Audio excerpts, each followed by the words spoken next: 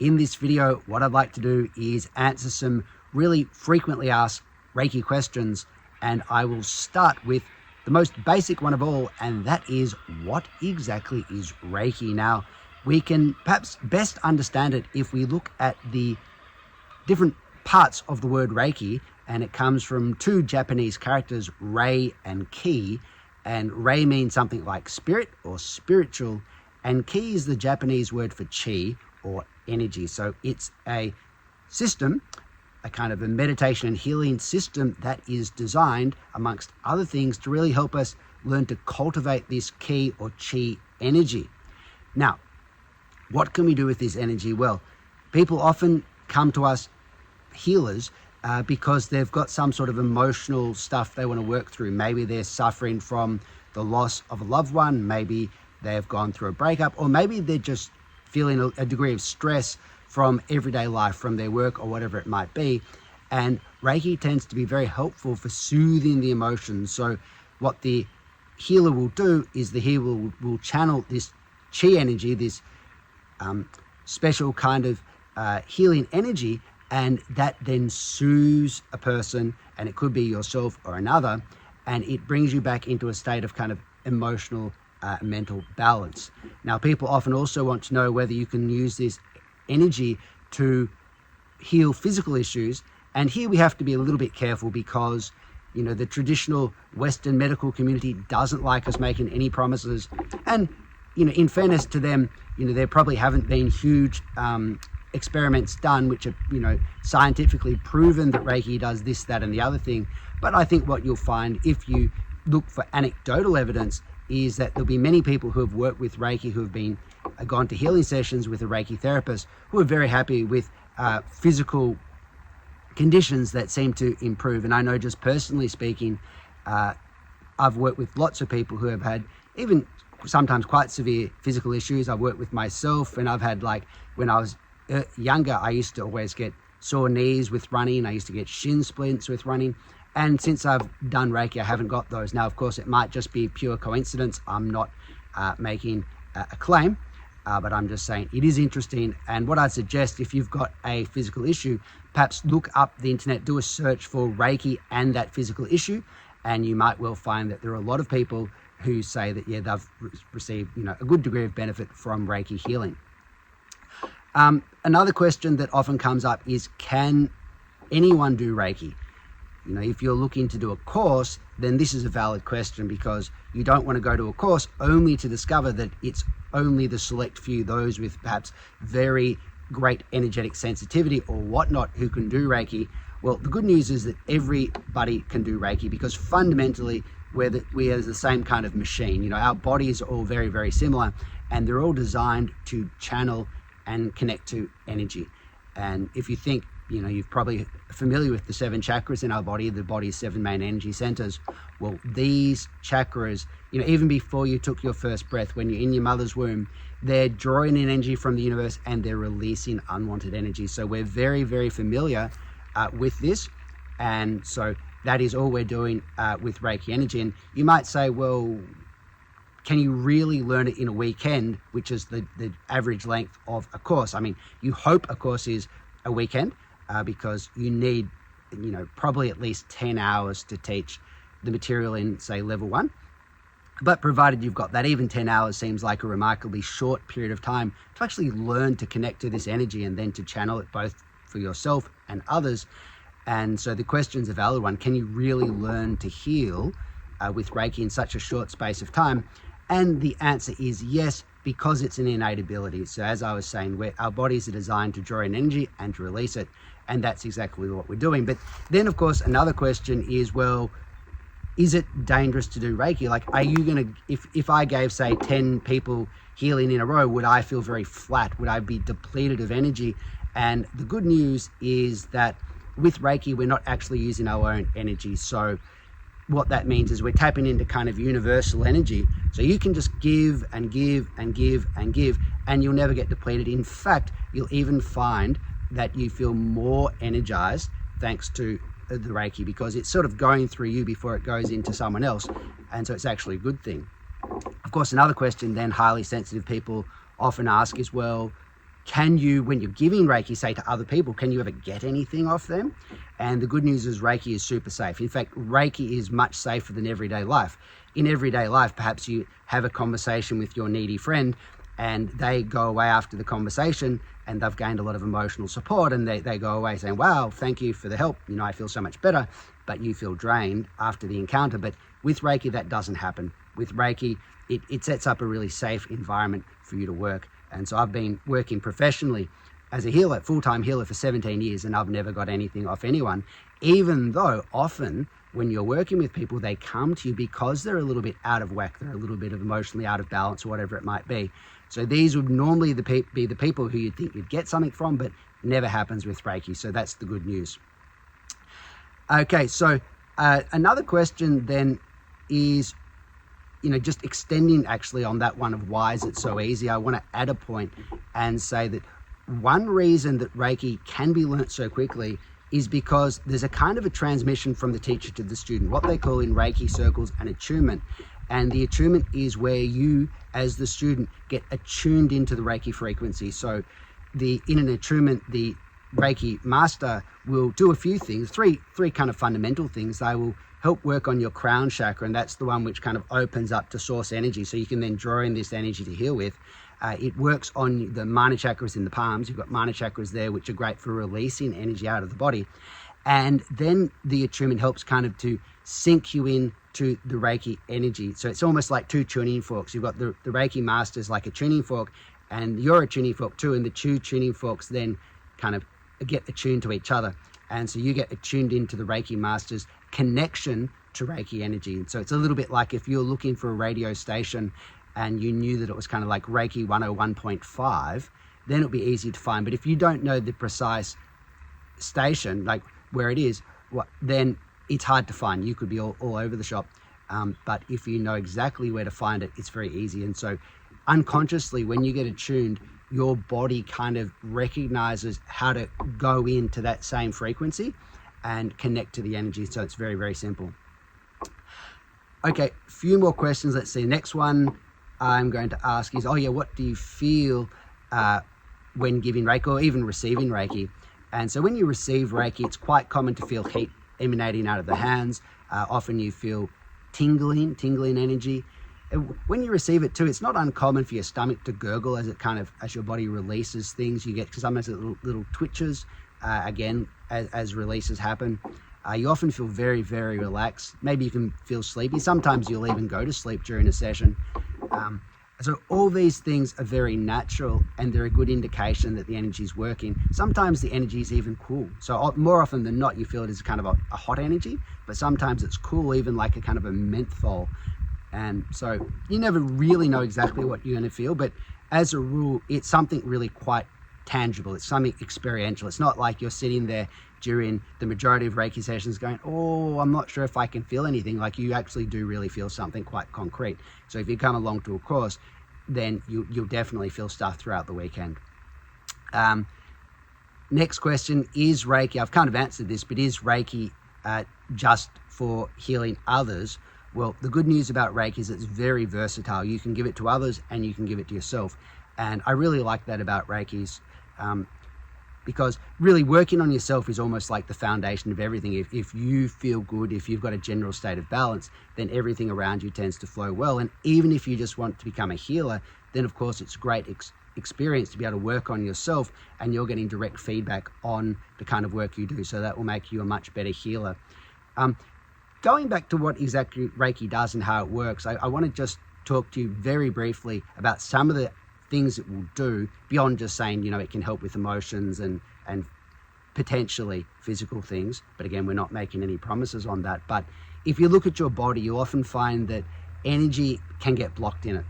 And so if the energy can start to flow freely, then the body can generally heal itself. So in some systems of healing, like acupuncture, for instance, they're not even giving you any extra energy. All they are doing is helping the energy in your body to circulate properly and flow properly.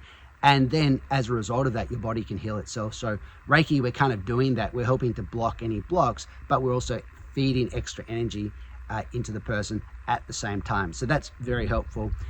You also find, so you've got sometimes, apart from blocks, you've just got areas of the body that are energetically depleted. They're low on energy, and so the Reiki energy can go in there and balance them.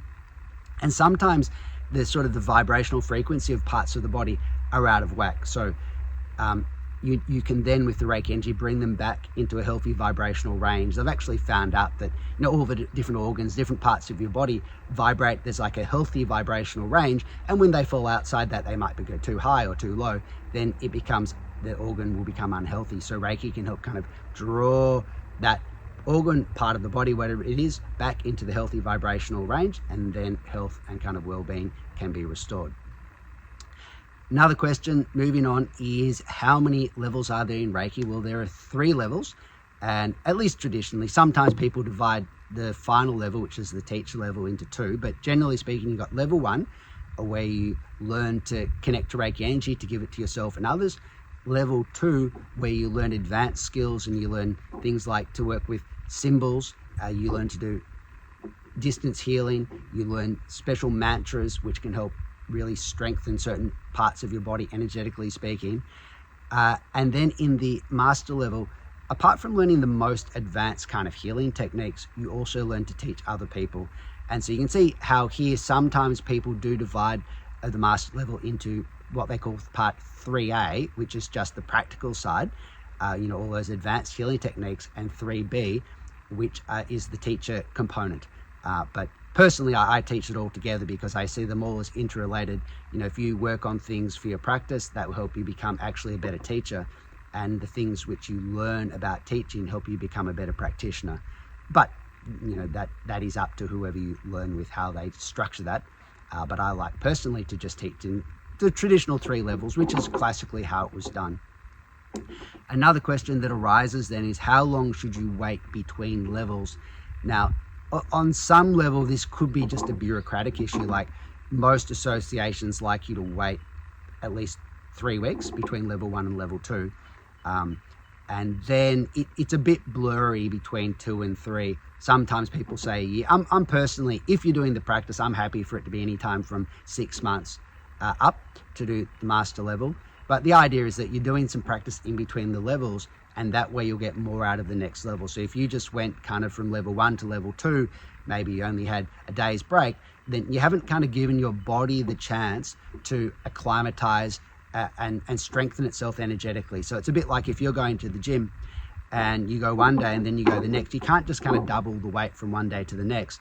But if you have been working consistently at the gym, then after a month or so, you're definitely lifting heavier weights. And so by doing the practice, then when you get to level 2 or level 3, then you can do sort of more advanced techniques, and you can go deeper into them because you build up stronger energetic muscles. Another question is, how many types of Reiki are there? You might not even have known, but there are different types of Reiki, and loosely speaking, I like to kind of categorize them into 3 major types. And I'll say we've got what I call Western style Reiki, Esoteric Reiki, and the classical Japanese Reiki. Now, I've personally studied all 3 of them to master level, but these days I really teach almost predominantly the classical traditional Japanese Reiki, and that's the one that it more closely resembles that taught by the founder of Reiki, a guy called Mikao Usui, back in 1922. And in that system, meditation plays a more important role, and there are actually 5 key components to the system. I won't go into it now, but you can find another video I've done called the 5 Pillars of Reiki if you want to learn more about the 5 major components of the Reiki system. But for now, one of the major differences, I guess, between traditional Japanese style and what I call the Western style is that in the traditional Japanese Reiki, the whole system was designed to be what you might almost call like a spiritual system, just in the sense that it's something that it's like a path in life, something that helps you kind of go deeper within, to connect to that deeper part of yourself. And so the ultimate goal is kind of your personal growth, as opposed to just healing. Healing's almost like a byproduct of that inner growth, which we're looking for with the classical Japanese Reiki. Now, Western style Reiki, that is what you'd see is, and this, by the way, is what almost everyone practices. So I'd say at least 80%, probably more, potentially 90+% of people do a Western style. And that is a style of Reiki that's been really simplified down to the healing with the hands. So it's almost exclusively healing with the hands. And that is, I mean, the energy connecting to the hands and doing that healing is amazing. But as I said, there are 5 key components to the original system, the other major ones being kind of meditation. And although in all Reiki courses you do a bit of meditation as a rule, it's not necessarily a key component to it. And so it's just been simplified because the healing with the hands is actually the easiest part to get in a Reiki system. And back in the 1930s, when it was sort of Reiki was introduced to the West, it was also the part of Reiki that was most kind of known to the West. So it's like in Western spiritual traditions, you got healing with the hands, but the sort of the more Buddhist component, the meditation, was a little bit more foreign. And so they tended to just simplify it down to things which were more palatable, shall we say, to the Westerner. Then you've got Esoteric Reiki, and Esoteric Reiki, that's kind of like, some people might see it as a bit more woo-woo Reiki, and this is often when you're working with kind of guides and guardians and ascended masters and these kinds of things. So that gets a little bit more far out there. It can be valuable, but I always think that, if you haven't learned Reiki yet, then you want to get the foundation right. You want to get a very solid core to your practice. And then from that, you can go on and explore all sorts of variations. But it's a little bit like you learn the rules, then you learn to break the rules. But you start off on a much more solid footing if you learn the rules first. And so that's why I really suggest personally doing the traditional Japanese Reiki first, and then you can go off and experiment with other things. And that, I guess, is why that's what I teach predominantly these days. Final question, are Reiki courses different? You might be wondering this because, for a lot of people, there might be a course, say, close to you and a course far away, or there might be a course which is cheaper and one which is more expensive. And you have to kind of say, well, can I just go to the one which is closest and cheapest? Because other things being equal, that would be the best choice. But, as you probably suspect, all Reiki courses vary dramatically, and it's not just a question of the experience of the teacher, because a lot of teachers might only have 1, 2, 3 years of actual Reiki experience, but it's a lot to do with their program, how they put it together. Again, some people just toss a few materials together, a few photocopies together, and that's your manual. So you really have to look into it and look into what type of Reiki they're teaching as well. And so a general rule of thumb, if you want a rule of thumb and you're like, well, how do I know whether someone's going to be teaching the more classical Reiki or not? Because believe me, everyone says they teach what they call Usui Reiki. Usui, remember, was the founder. So it sounds like everyone's teaching this traditional Reiki, but in actual fact, they're not. So look, I've written an entire book on questions, that people often ask, and which is really good to know the answers to before a course. And it's called The Perfect Reiki Course, everything you need to know before your first class.